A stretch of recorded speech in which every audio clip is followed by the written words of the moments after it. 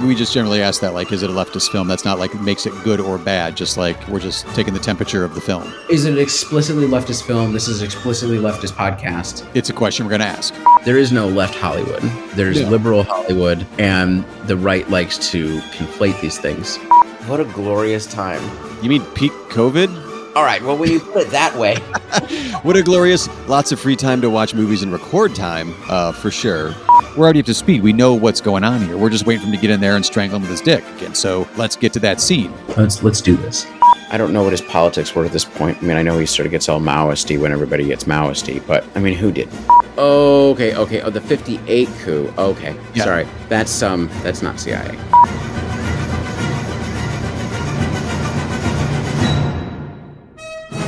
This is a werewolf episode, God damn it. Just not the one you were hoping for. Yeah, and when that happens, when the werewolf comes out, you're like, God damn, all right, this movie's awesome.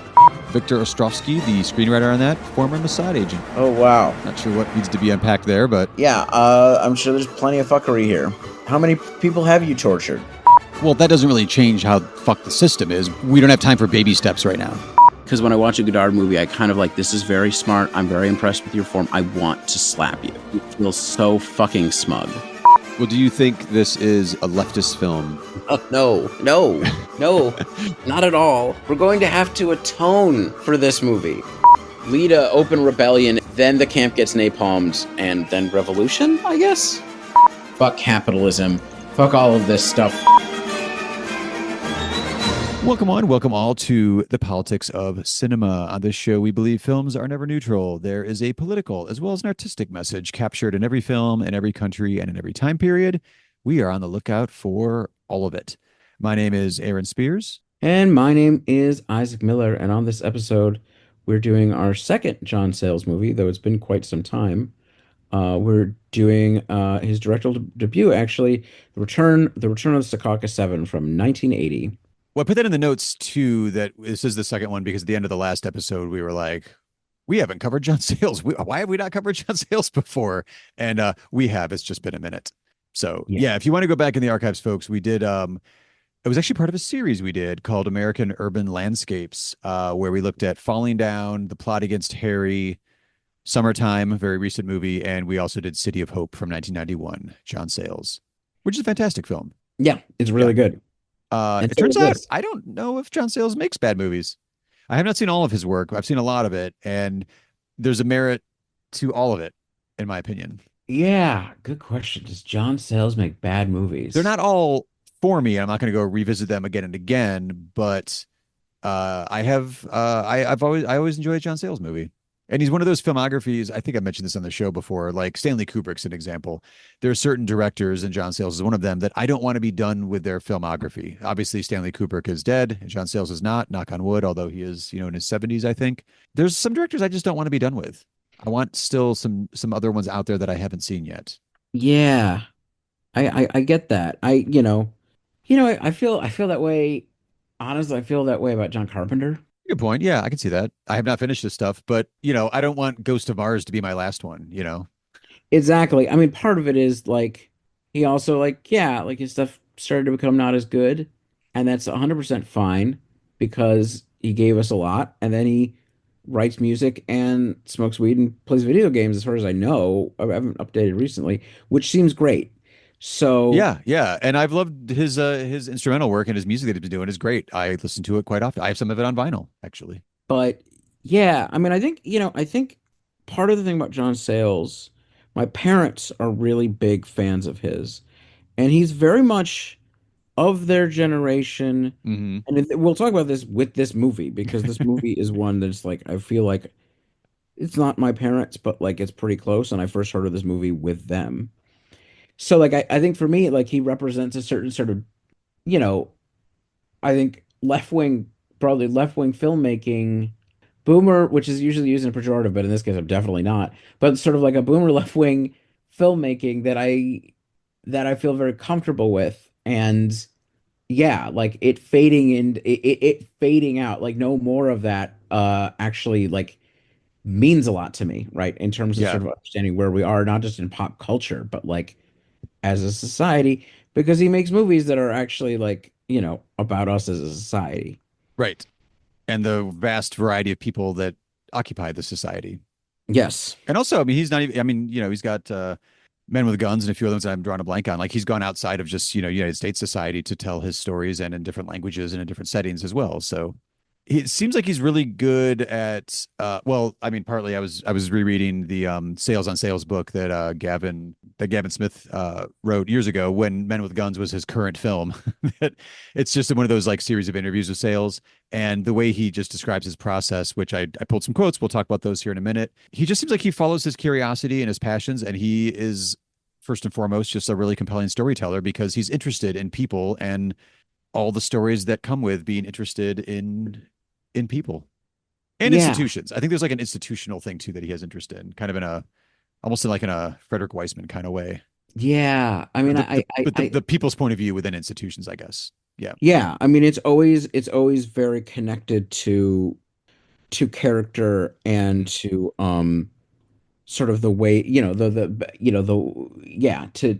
sort of the intricacies of human interactions with each other, Yeah. but within very specific contexts, right? Like he's Yeah. this part of what makes him a left-wing filmmaker is one that the subject and the perspective and the ways that he is aware of the dynamics of like of context, and that's always Yeah. there. This is, I think, part of. I think we have a few other movies that sort of fall milestones, which we have covered. The Big Six, Between the Lines, the American movies at least, that are like very much like post 60s but pre-Reagan Hmm. movies dealing with sort of the defeat or the waning of a movement Yeah. of the 60s and 70s movement. And I think, and he's doing this as a hangout movie, which is something you see a lot in the 70s, where you just sort of get to enjoy these people as characters.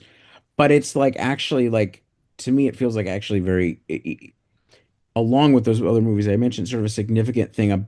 Speaking of, mind you, this is a tiny movie. This is not a huge movie, but it speaks to sort of the place of the left in the culture, Yeah. which doesn't really exist anymore. But the people still do. But the people do. Yeah. And they, especially these characters, like they are still in touch with it. And by getting together, there's actually even a great line where like, I love hanging out with you because I don't have to like explain my jokes or like, like Yeah. it's they feel the culture again now that they're back together more than they feel it when they're apart, which again is a kind of a grand metaphor for what you were just describing as well. Not grand, it's a very low key metaphor in a very smaller, low budget movie, but you see that like there it connects them to what inspired them to be them in the first place Yeah. when they're all together. We should But give a summary of the movie. yeah, the synopsis for this one is actually pretty easy. Like you said, it's a hangout movie. It's one weekend. Seven, actually, it's more than seven, I think, in the long run. But essentially, the Secaucus Seven, the titular seven, former college friends, they get together with a few new friends as well for a weekend reunion at a summer house in New Hampshire. They hang out, skinny dip, shoot hoops, grill out. They play Clue. They visit a local bar. They play volleyball. They generally just reconnect and reminisce. Oh, and sleep with each other and deal with their relationship issues Yeah, yeah. is a tight group. Reconnect physically and also emotionally, I guess there too. But including what gives it the name of the title, the time in which they got arrested on the way to a protest in D.C. Back in the day, the one of the last big DC protests.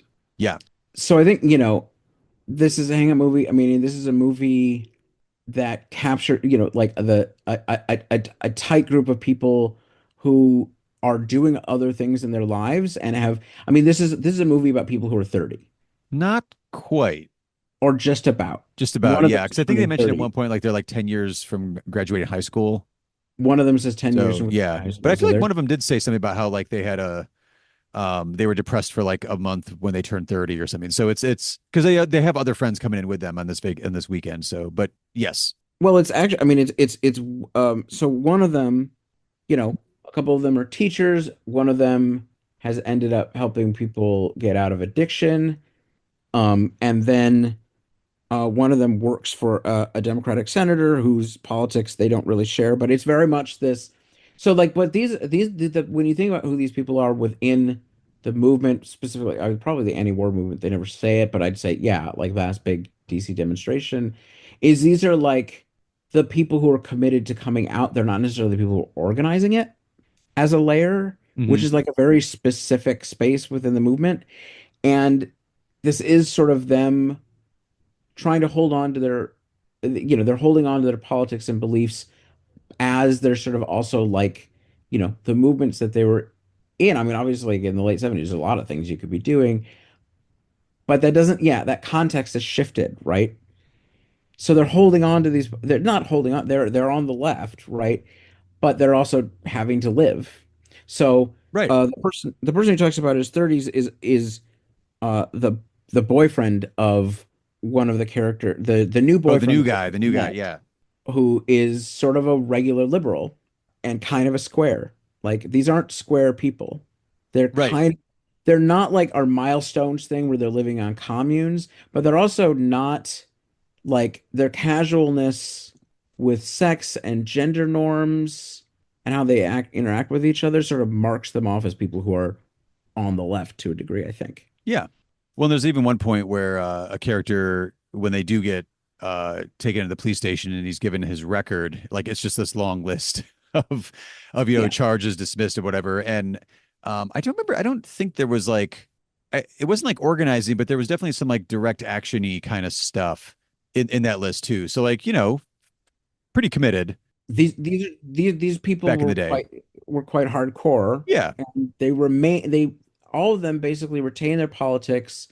I mean, it's like interesting when, our character is talking about being a teacher and how he's trying to add things in. He's trying to give them. I mean, he talked about it's interesting because his example is of a Boston police strike, police strike. Yeah. which I'm sort of interested about, like why that's the one he chose. But it is like we're getting labor history, we're getting in the stuff that you wouldn't normally teach. Meanwhile, one of them is sort of well, the one I was talking about, I don't even really want to follow all their names, is a speechwriter with her boyfriend for a congressperson who they like she largely doesn't really agree with, but he's a liberal, Hmm. and she's just trying to sneak things in. She's like, I can actually get something in here. So Yeah.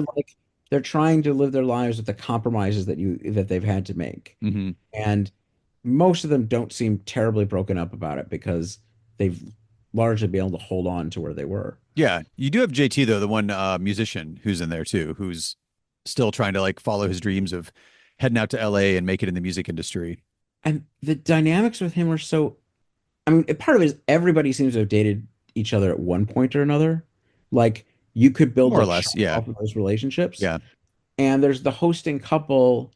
Well, I think so. Like the traveling musician figure who's like the one who hasn't actually found a job. They never finished college. And especially like certain characters are like, there's that friend dynamic is so recognizable because he's not a mooch, actually. Right. He's on, he would be, but you've got a healthy friendship dynamic in which people want to help him because they care about him. Yeah. I actually think those scenes are really, and him sort of explaining why he can't take that on. And he doesn't want to be this person he's seen this Yeah. person with the friend group is really beautiful. Because the lady who's now, or his girlfriend, I guess, for the week, or no, he hooks up with one of his former flames, but she was already with somebody, so now they're both single, so now it works. She's not a former flame. She's actually his best friend's ex. He Not became friends with her because they were dating. not former flame, but like he's always had a crush, but he's like, well, you were always in a relationship, so I couldn't do anything about that. Now I can act on it because you're single. Right. I like that actually him sleeping with his best friend's immediate ex. The Like first night.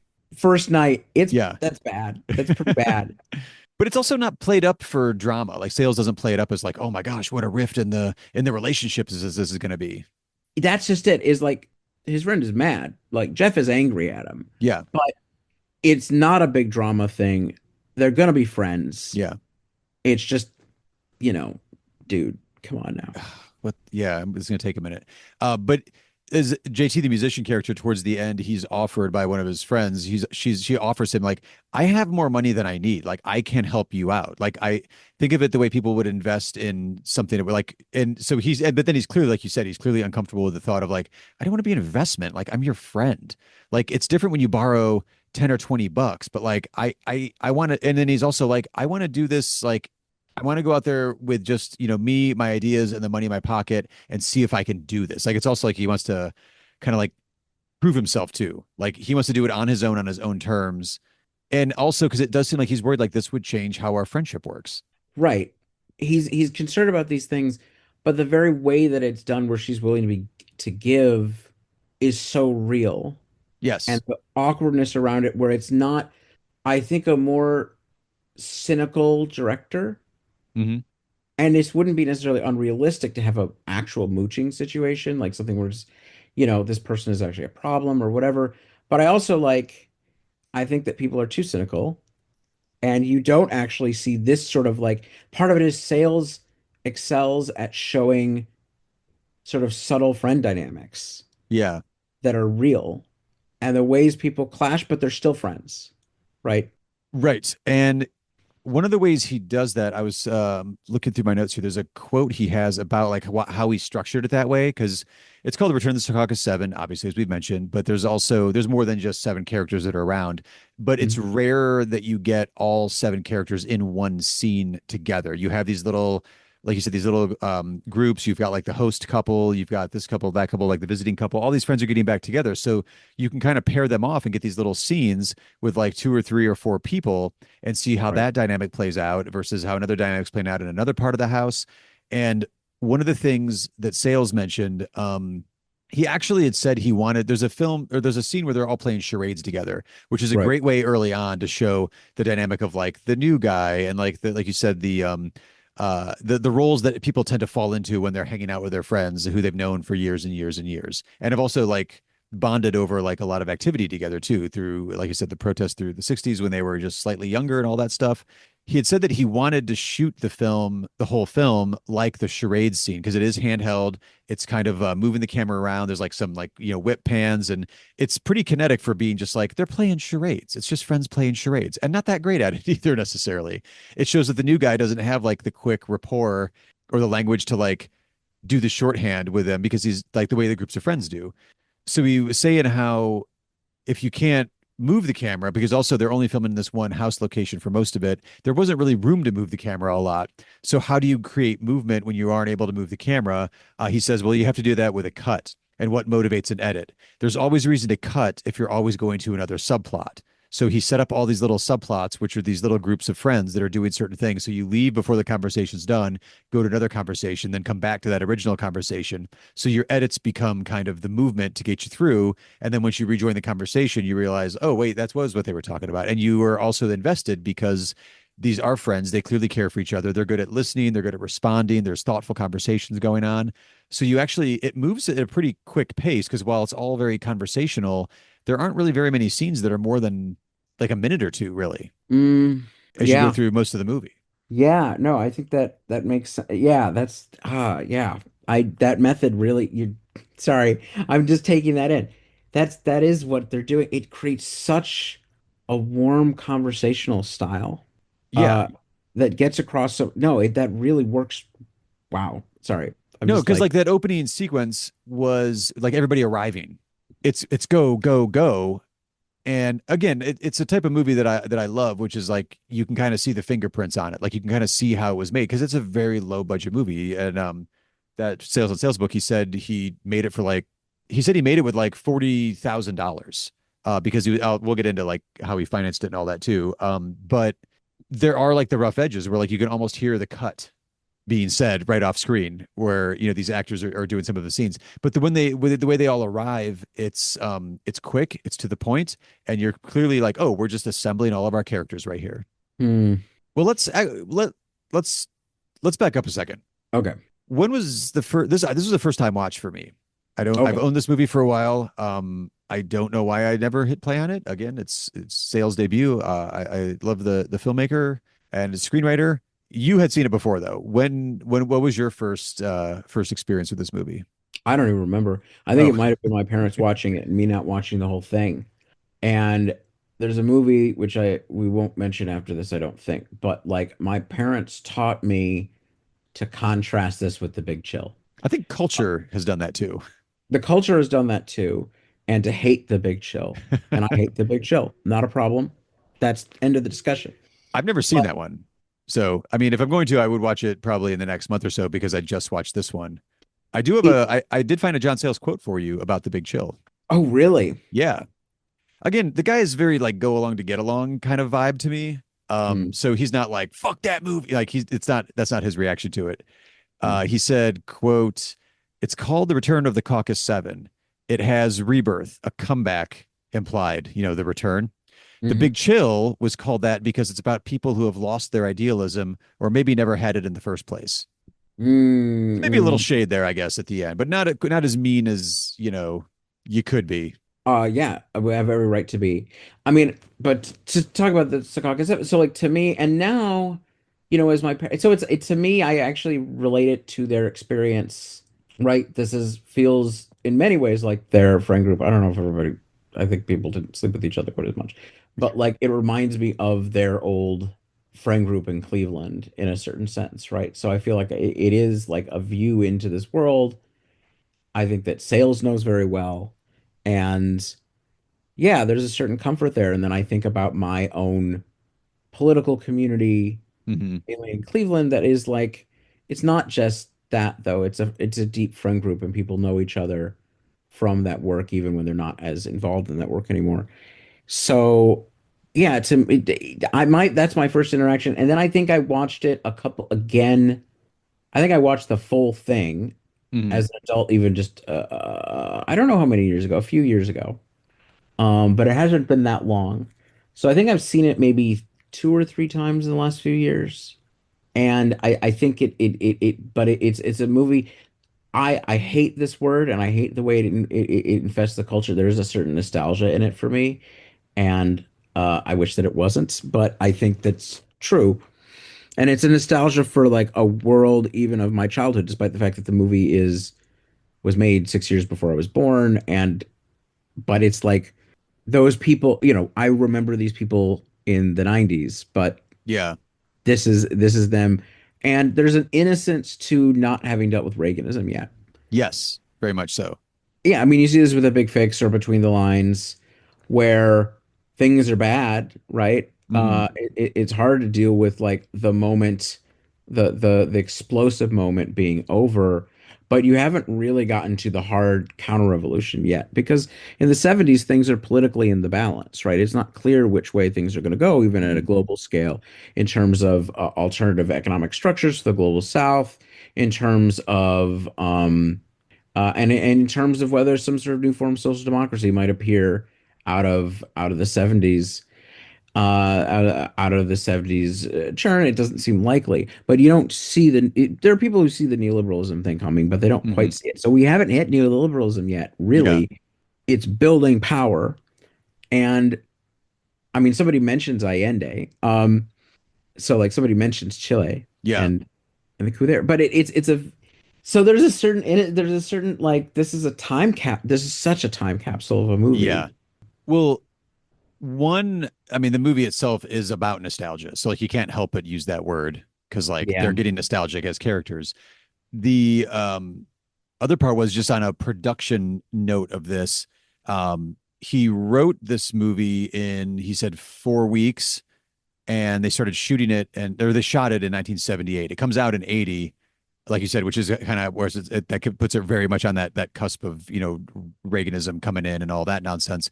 But I found an interesting anecdote that after this movie, so they shot it in 78, and then we're getting to edit it. It doesn't come out until 80. But interestingly enough, I guess it would have been in 1979. So after Sayles had made this movie, the New Republic magazine hired him because he was a writer, like a novelist and short story writer.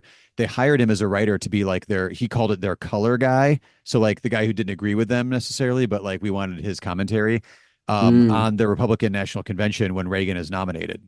So he was there at the convention and he wrote about it, which is a pretty fascinating read where he was like, oh God, I see what's going on here. And like his version of covering the RNC was like, it's coming. Like he saw it for what it was, but I think it's having that outside perspective, going into like the layer of the enemy, so to speak, or whatever. And he's like, oh good God. Because it's also about how what he was seeing in person was not what he was seeing necessarily on TV. And he was seeing how the narrative was being crafted via the broadcast.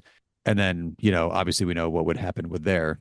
So it's just interesting that like someone, it's an artist who clearly like has a finger on the pulse and was just around in the right moments here and there, and saw what it was. So it wasn't written like it's kind of looked at as like, oh, it's 1980. This is the Reagan era, or whatever. It's like, no, it was shot and filmed in 78, like you were saying. It's very much like this quick snapshot right before it all turned to shit. Right or well, yeah, right. I mean, part of it is, people would say the 70s were, yes, before the counter-revolution really become decisively wins. I mean, part of it is, the left doesn't go away. I mean, Reagan is the last. He doesn't do this in I think it's his second win. He gets 60%, which would be just unimaginable today, right? Like Trump can barely make it to. I mean, Trump has run 3 times, has only won the popular vote, and has never won more than 50%, I don't think. Mm-mm.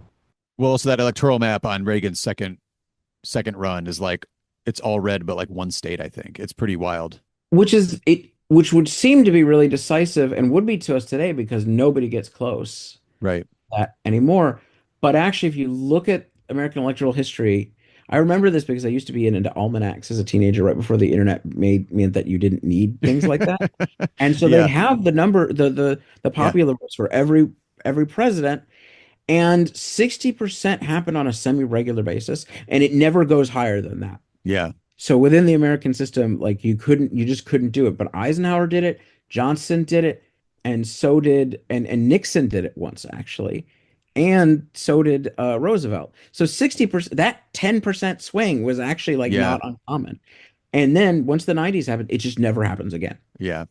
Like there is that polarization becomes very real. But this is a movie about the moment right before that, about oh man, about a sort of a pocket of time of waiting possibility. Hmm. And also, one of the things I love about it, as I kind of mentioned briefly before, but it's made for $40,000. It's mostly with like friends or actors that, the writer director knows.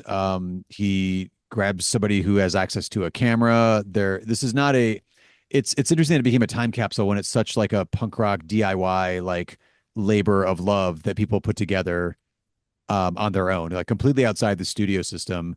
In fact, the way that Sayles was saying that he shot it because he was like, well, this will be on, maybe I can sell this to like PBS or get it on television. Like it was idea that like, because there were TV movies where like, and like, because I don't know, you could argue like the America, what is it, like the precursor to the Sundance Film Festival was around, but the independent film scene in America was not really in existence when he was putting this movie together in 78. There was independent productions going on, but there wasn't really like the support system or a festival structure to really get them out. There was a couple festivals, and this did play at a couple of them, I think like LA and then a New York one, but it wasn't the way we have it right now. And it was right before like Sundance is going to become like an actual thing in the early 80s to help launch indie films. So he was like, oh, I could probably sell this to television. So it's even shot in like that ratio. It's like, well, let's just shoot it for TV anyway. And then it becomes like this, like you said, just a little like time capsule, film in a bottle sort of thing from just some people who wanted to get together and make a movie. And that's the thing that's most likely to be a time capsule, right? Because it's capturing something that you wouldn't find in a mainstream film, and a mainstream film is just not going to be able to do. Right. Because it's so sincere It's in what so it's doing too. Yeah. it's so sincere, it's so real. Well, I pulled a couple of comparisons if you want me to do that. Yeah, and I also, So knowing that about this movie, I was like, wait a minute, what other, but eventually, obviously, like it did come out. It did come out barely in theaters, but it did have a theatrical release and it did play around in a couple of festivals. It got some attention for Sayles, which we can get into in a minute if you want to see like a shadow career he had as a script doctor and a screenwriter, credited and uncredited. But it did end up coming out theatrically in 1980. So a couple years after he'd made it. I have trouble keeping dates in my head for movies, so I went and was like, what were the other movies that came out in 1980? What was in theaters when, again, this was not a wide release or anything, but the same time that the Return of the Secaucus 7 comes out, we get The Shining, Empire Strikes Back, Raging Bull, Airplane, Coal Miner's Daughter, 9 to 5, Blues Damn. Brothers, Ordinary People. And I had to throw in this one too, Alligator, just because John Sayles did write that movie. Fuck, man. Who are we now? Like, listen to that lineup. Listen to that fucking lineup. Only one sequel, which is interesting because you wouldn't get that lineup nowadays. Only one Nope. sequel. Oh, yeah. No, it. Could I just, oh, this is what we've dealt with this before because when we did the Killing Floor or, Yes. and there's others as well. I mean, like, there's this, is there, I don't know, is there a golden age of TV movies? Yes. Yes, there is. And it's like these are like really fucking good. I mean, even in the on the British side of things, I mean, Penda's Fen is a play for Oh, today. yeah. One of your faves. And it's so like I'm just saying, like yeah, I mean, the Killing Floor. Could you ever imagine something like that? It's crazy to see that. Hmm. And this is this. So yeah, so there is like this. I guess there is this golden. I mean, there's a reason they try to destroy PBS, but PBS today would never put out stuff like this. No, I don't think so. I mean, honestly, though, I don't really keep up with, PBS and Masterpiece Theater, so I'm not really sure what they're doing, but not to the levels that we're looking at here. I can't imagine. No. It's also interesting just knowing John Sayles' output. Like I said, he wrote this one in 4 weeks. He wrote it because he knew he was going to shoot in like basically one location. He knew he had the house. So he's like, okay, what can I do with that? And then the rest of it, he's like, okay, I can go to parks. I can go to the lake. I can go out in nature. I can go to the basketball court. I can go to the volleyball court. Like some of that stuff just to open it up a little bit was available. And he did get the bar scene. I think he said it was like overnight for one day when they were like closing to clean or whatever. And like, okay, well, we'll clean, but we're going to film here too. So the bar scene was like shot, which is a pretty substantial scene within the movie, like crowd wise. Like it really opens up the story quite a bit. And you see all of the characters and even some hangers on friends, including John Sayles himself. There, they shot that in like one night. And he even choreographed. So, like, as we like, okay, if you're going to go order a beer, we need to make it look like there's a bar here. So we'd have the crew like just like walk left to right and then left and right to left to make it look like there was actually people there. And then they would have people with jackets on the other end of it. So people would put on a jacket and walk the other direction. Then so it looked like somebody new was coming in just to make it look like a crowded bar. But he points out on the commentary that you never see more than like 3 or 4 people in one shot because that was just how they could film, that table, that scene. But then the crew was also allowed to talk and whatever, so they could have some crowd noise, things like that. But then what's even more mind blowing as he's working on this low budget, passion project, he also writes Lilana, which was another movie he'd make shortly, and also wrote Eight Men Out while doing this movie. And then while he was writing this one, sorry, then while he was in production on Secaucus 7, wrote Matewan. When did Matron's came out in the what, the 90s? I don't know if that actually 87. Yeah, 87. But I just thought it was Okay. interesting. Like the guy clearly has like the writer's mentality and does not have writer's block. Like he was just go, like he was exercising a muscle. So while writing and getting this one going, he wrote 2 other screenplays. Then while he's in production on Secaucus 7, writes another one. Yeah. So yeah, I mean he's that there's a reason he's the script guy. Like there's a reason he's the script doctor. Absolutely, yes. Like Uh, he's that kind of hustler and maybe that's why he can do this. Yeah, that's why he can do this sort of stuff that he does, right? well, I think the road that Sayles went on to be like the script doctor that he was and is, I think he's still doing that. It's some of that stuff's kind of hard to track down. Was starting off, he published 2 novels before he did any screenwriting or directing work too. He did Pride of the Bimbos in 75 and he did Union Dues in 1977. But he's also writing short stories and he was doing some articles like essay kind of stuff too, I believe, in that time. And then I think it was Union Dues in 77 that caught the attention of Roger Corman, good old Roger Corman, Yep. where everybody in that time period seems to have gotten their start, and brought him in to do some work. Like I mentioned, Alligator, he wrote that one, but he did Piranha. Like obviously, these are Jaws knockoffs. They shouldn't be good at all, Piranha's great. but they're great because he had a great sense of like, and he said he would always go back and he's like, okay, we're doing this one. He would pick like an old monster movie to watch and see like why that worked. And he said Roger Corman would give him a few things like, okay, well, we need 3 animal attack scenes and we need some nudity here, and then do whatever you want. So he was like, oh, okay, well, I can work in whatever I want to work in on these scripts.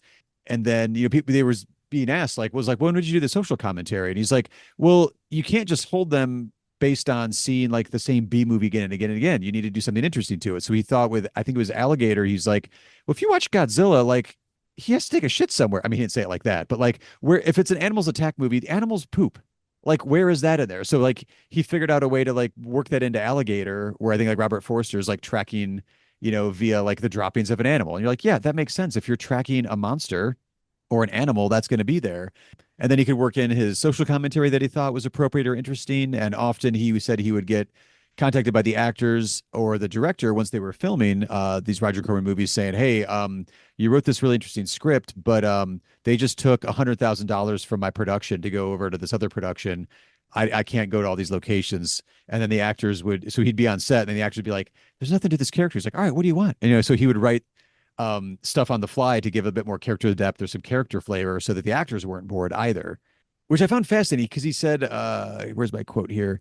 It's the perfect rewrite situation. Number one, they're going to make the movie. And number two, they can't mess around with what you do very much because they don't have time to edit. That's He was like kind of digging the whole like script doctor rewrite thing because he knows he's gonna see it on screen, which also he would mention too, like there's the pressure that like, well, this is better be good then. So hey, let's right. do this. But it sounds like he loves it almost like as a writing challenge. Yeah, no, well, because it's a particular type of exercise. Yeah, it's a very particular type of exercise. Yeah. I like that because part of it is he gets his, I don't want to say auteur, but he gets to do his vision stuff, but he actually enjoys doing the make work, right? Right.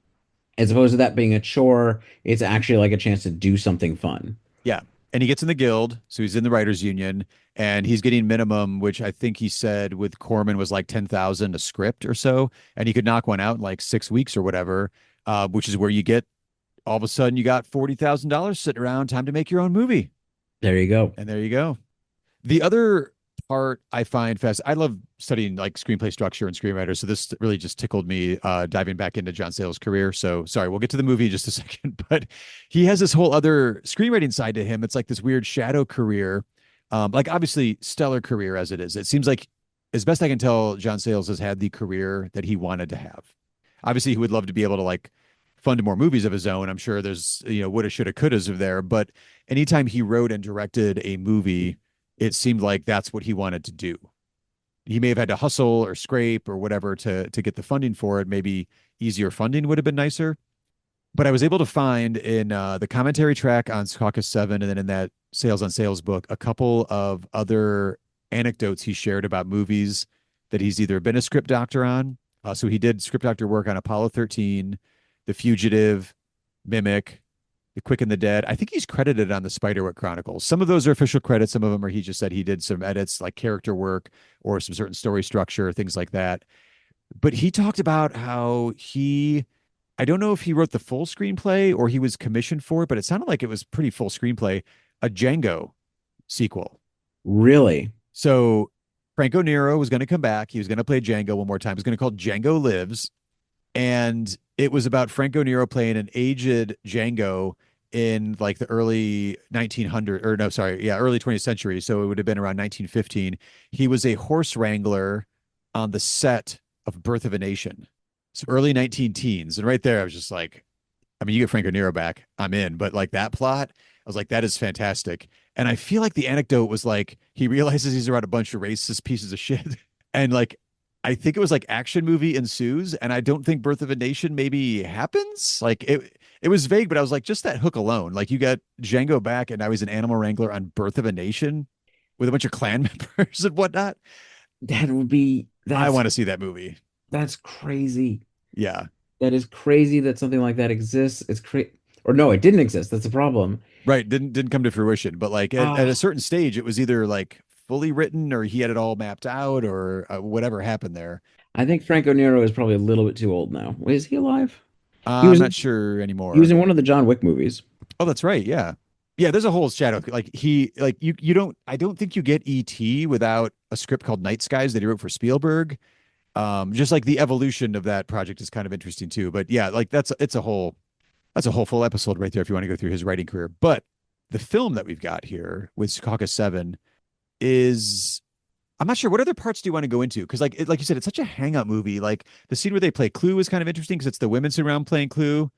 but it's Mm. clearly just kind of like a they're just taking like wild guesses at like it's they're using it as a way to hang out. They're not really playing the game, which I find interesting. The guys end up doing like basketball and volleyball, and maybe the whole group does volleyball. The whole group does volleyball. The guys do basketball, and part of what happens is, so part of they're in this town that's they're at this house, which is not the regular living place for like the sort of the main couple gathering everybody together, but it is his hometown.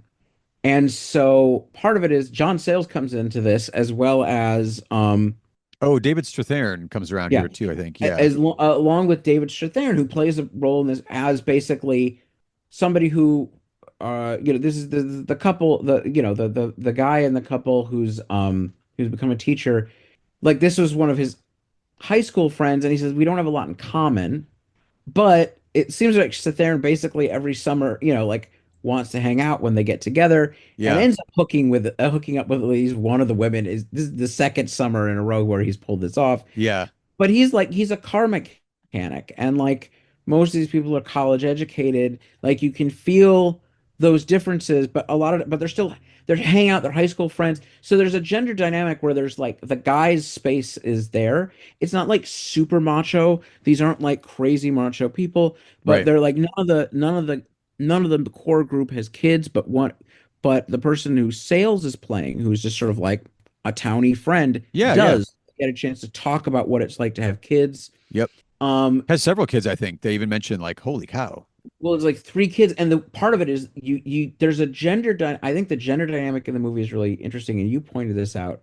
Like it's the women when they meet, they meet the wife of John Sayles' character with Mhm. like who says they have like three kids. They're like, oh man, no way, Right. right? And they talk about birth control, they talk about The pill different versus using a diaphragm and right very openly. It's like it's very much, I mean, it's sort of the sexual revolution and women's liberation, and these are social spaces for which this is just a norm. But also, like, there's the waterfall scene, right? oh yeah, yeah, yeah. And where you point out, like, Sales is very intentional about you get full frontal of dudes, and none of the women take their clothes off. That actually is the scene that maybe has a little hint of the macho thing to it. Cause like one dude jumps in naked and he's like, come on in, the water is freezing. And the women are like, yeah, no, thank you then, or whatever. And the dudes kind of like race each other to like strip down and jump in. Not macho in like the Michael Bay sense, but just like a little bit of like, competitive sort of thing. But then, yeah, the women are sitting around commenting on the guys. Like one lady makes a joke about how like the pole vault competition's over here. Oh well, Ch Chip, the script writer, who's like the new guy and kind of a liberal, and is dating one of their friends. They're not sure about him. He's kind of a And square. turns out he's got a big dick. So Yeah. the comment on this. Yeah. But then there's even a scene where some of the dudes are out of the water and they're like on the like it's a kind of a quarry almost lake because there's like rocks Yeah. all around and they're like on the rocks ass out but like kind of standing there but they're almost in these like pumping iron almost pose and these are not like super muscular guys at all but like they're in like almost like a pose just like ass out in the sun just like glistening and the women are just like doing commentary on the side which it caught my attention because on the commentary track John Sayles mentions how like there's plenty of women being objectified for their bodies in films. And he's like, yeah, I wanted to do the guys. It's time for the women to be staring at the guys this time. And like that shot lingers. it we see more dick and male ass in this movie, and it is really, you know, if you think about just the range of films in which there's an obligatory, wow, women take a lot of showers, don't they? They Yeah. sure do, and that doesn't happen here, Right. right? Is Right. the guys are the ones who are put in that position. Yeah. There's part of it is that there is macho, like when they're playing basketball, it gets quite competitive and Oh, you yeah. can Yeah. feel it.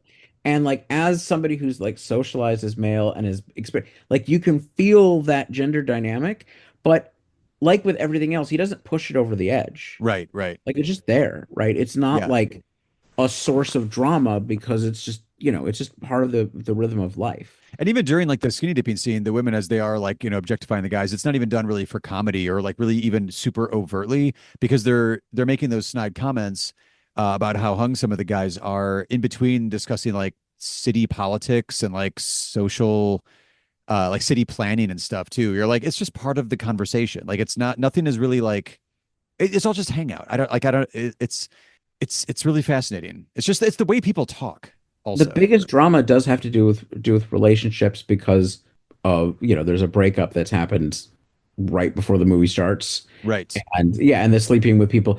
But like that's drama and you can kind of see the different positions that friends have in the friend group.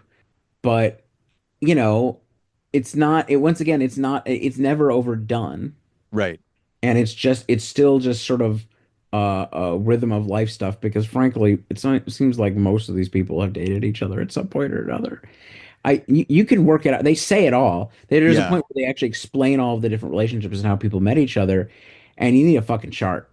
Oh yeah, yeah. I even wrote that in my notes when that scene happened. I was like, I'm not getting out yarn to like map this whole thing out, but like yeah, it's It's it's there. it's there. It's there.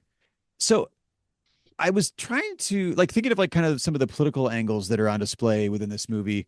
They aren't there. Okay, so there's one scene like where we get the title, this Return of the Secaucus Seven. It's because they are driving home from the bar at night and they hit a deer that's already dead and its feet are bound, but it would clearly been shot like hunted, like it fell off a hunter's like truck or whatever, right? And then they end up at the cop station and the one of the characters, actually the guy from the breakup, is giving like his rap sheet to the cops, like any previous charge, or whatever, and it's this long list, and it's kind of done for comic effect to a certain extent because it's like it's a lot, and he remembers every date and every char, and all of them are like charges dropped, blah blah blah, charges dropped, blah blah blah, charges dropped. Right. So it does give you this kind of interesting little peek into at least what they were caught doing in that sense, because it gives you the sense of like there's a larger world of activism out there, right?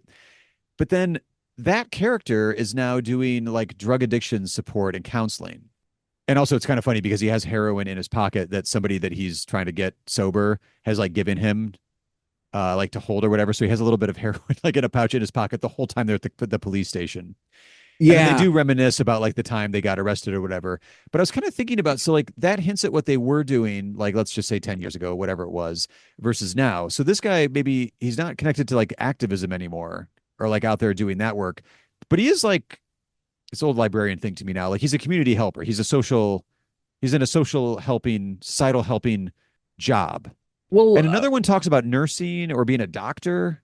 she's getting We're doctor's gonna training. So we have a teacher, people who work for a politician, and so these are all downstream of their movement work. That's what I Everything was all of thinking. them are Like doing, it's an interesting evolution for all of them. even the music. I mean, he doesn't do any political music there, but you wonder like, did he start with that? And it's not clear. But like all of it's downstream of their Yeah. work. It shapes their political work has shaped their lives, and they're not necessarily going to be out of it forever. He's the one he's the debate guy, right? He's the one who that's Jeff, and he's just been broken up with, and he also is very intense and kind of out of it. And the stuff with the heroin, it's like kind of worrying, frankly. Because he's very dour the whole time, which his ex even calls him out on at the bar. Yeah, he's very intense. He like disappears without a word at the end of the movie. But yeah, it is all downstream of what they of their political. No, he's the one who wants to debate with Chip, the liberal. Oh yeah, yeah. And actually, he's pretty insightful. At one point, he's talking about music with some girls at the Well, bar, and he was like, "Oh, this guy's got some interesting. This guy knows music, like music theory stuff. I think he's full of shit. I think Could be, that was could the be. point. I mean, I don't know it, so it sounded good to me. Because they're talking about prog rock, and it's all very. I mean, part of it is like they're just trying to pick up, and nothing happens. But like Yeah. they're trying to. I mean, they lie about him doing this stuff for celebrities, being a Oh, that's drug. right. Yeah. Did you know Jimi Hendrix? Oh, what a tragedy. Like that stuff. I mean, it's Yeah. yeah. I mean, they're like bullshitting in a particular way. I mean, I think one of the things about being on the left is if you've read theory or whatever, you know how to like sound smart. Right. You know how to work some buzzwords into a conversation and be like, oh, look at this guy. And he's the one who's most likely to be kind of that theory head. And Sure. he's hanging out with the musician who's the least likely to be that person. Like they're talking about music, and he seems to know more about music than the guy who actually wants to be a professional That's musician. what I was thinking too. At that scene, yeah, which was like, yeah, but then like the women are like, oh, I gotta go to the bathroom, so they go off together, and it was like, oh yeah, what's really going on here? What's It's going a on is hookup. they also struck out, I think. Oh yeah, yeah, but it was like I wasn't reading it as attempted hookup the way it clearly was. Yes, Yeah, it's totally a attempted hookup. I mean, it is sort of like here's that sign of like the musician guy is kind of doomed, right? Like it's pretty quixotic. Yeah.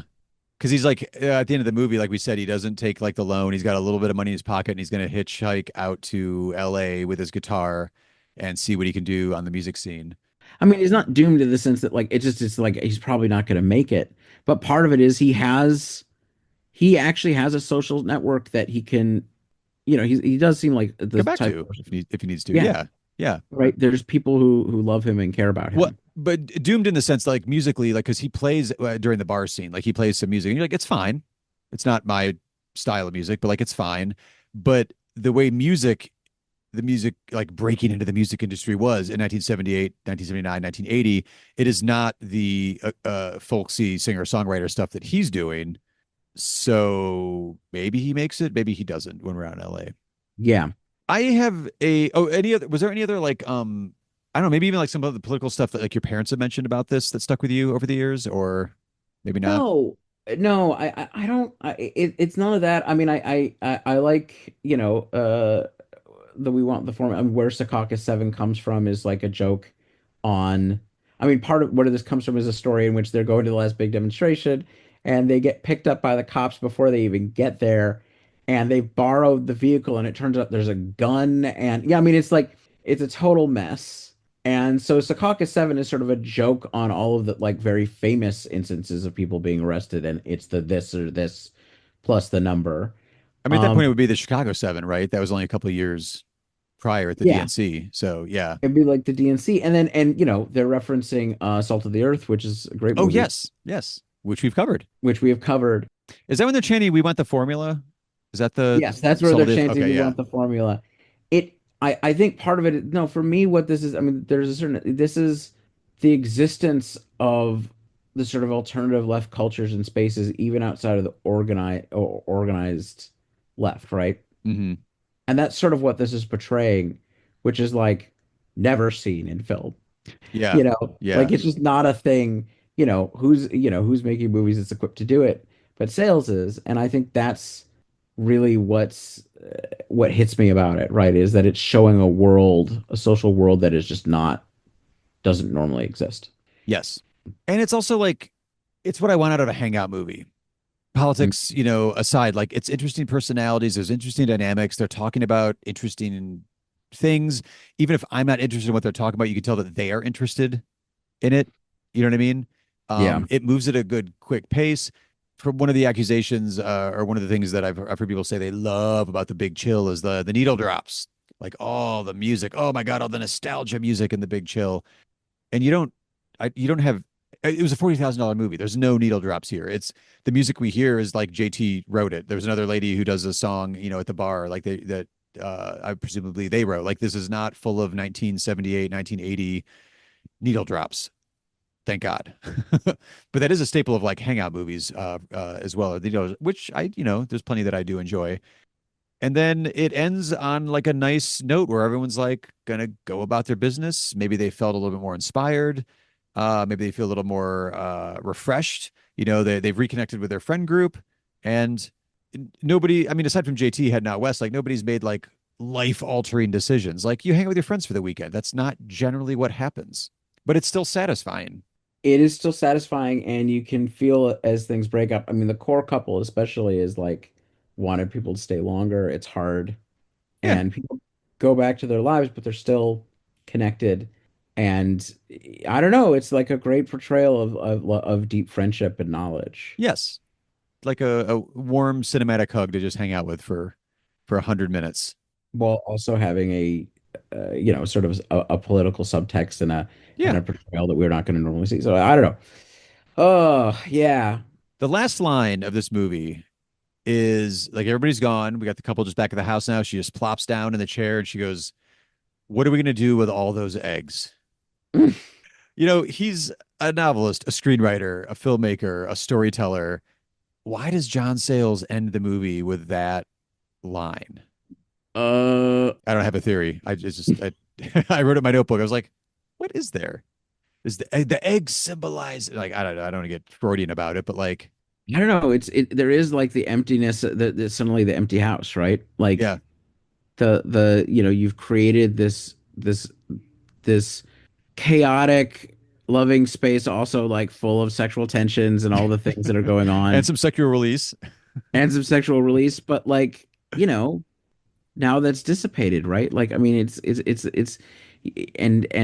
there's that feeling of emptiness when everybody leaves. Yeah. The nest is empty, but the nest also has eggs in it. I don't know. I'm reaching now. But like the way she plops down too was just like that kind of like, oh, what a great weekend. Like I had a lot of fun. There's probably a lot of cleanup to do. I mean, the movie starts with the movie starts actually with headshots or mugshots, I guess, of all the Secaucus Seven. But then the real first image, the first motion picture part we see is toilet plunging happening to get the house Yes. ready for it. And then it ends with like if the house is, we got to clean up this house and we got all these eggs.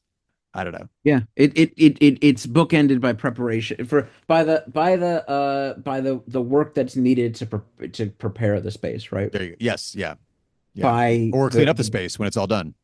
by the what seems like the glue couple.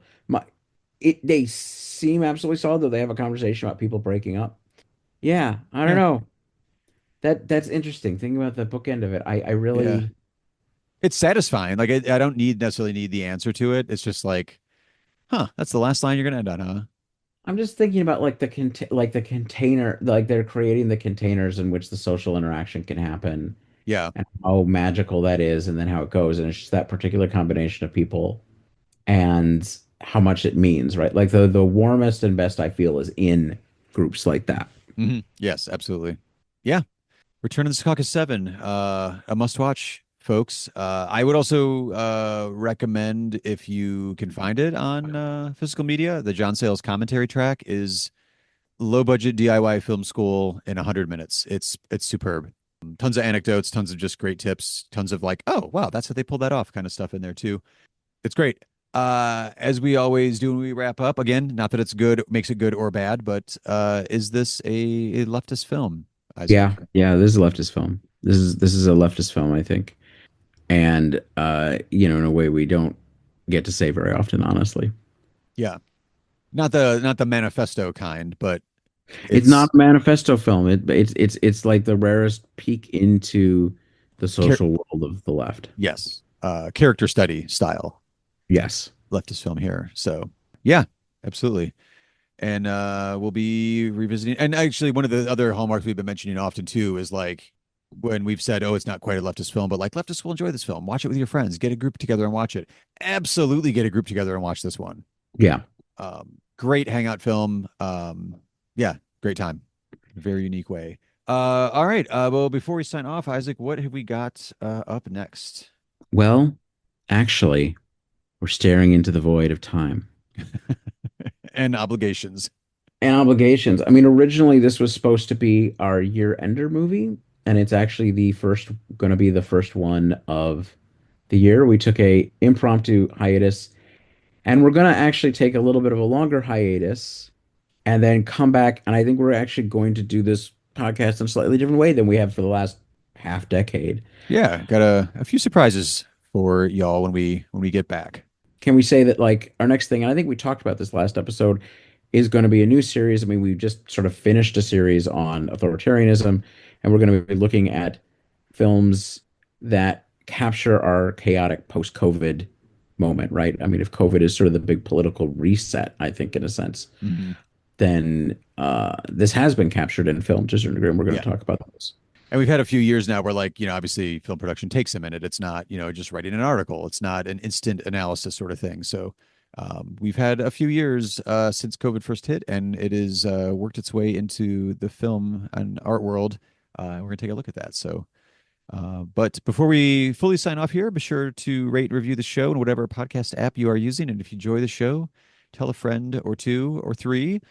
See all the links in the show notes to follow the show and keep up with us. And until next time, I am Aaron.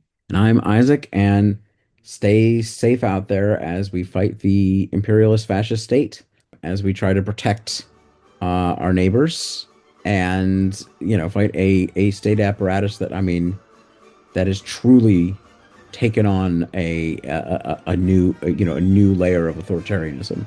And I think what's happening in the Twin Cities, we've been seeing this all year versus the National Guard, but they seem to the ICE and other security forces have taken on a new level, and so we're in a fight to survive. I think we can win. Stay safe and take care of each other out there.